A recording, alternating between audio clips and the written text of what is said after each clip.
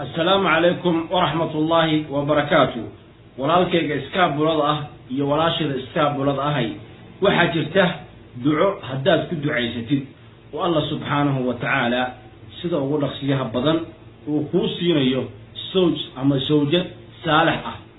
walaalayaal ducadan hadaad si niyada ugu duceysatid insha Allah biidnillah waad helaysaa sawj ama sawjad salih ah ayaad Ilaahay ka helaysaa. walaal ducada tani maxay tahay?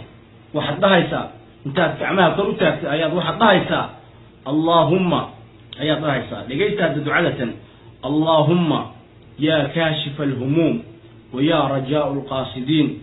اللهم يا كاشف الهموم ويا رجاء القاصدين زوجنا وأغننا بحلالك عن حرامك يا الله يا كريم يا الله يا كريم يا رب العرش المجيد أرحمنا برحمتك يا أرحم الراحمين.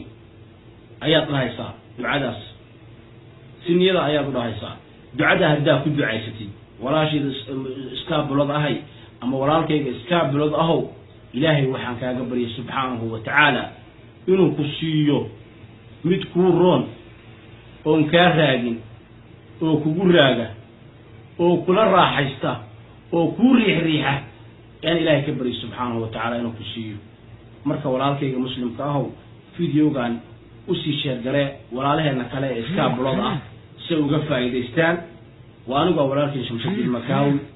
السلام عليكم ورحمة الله وبركاته.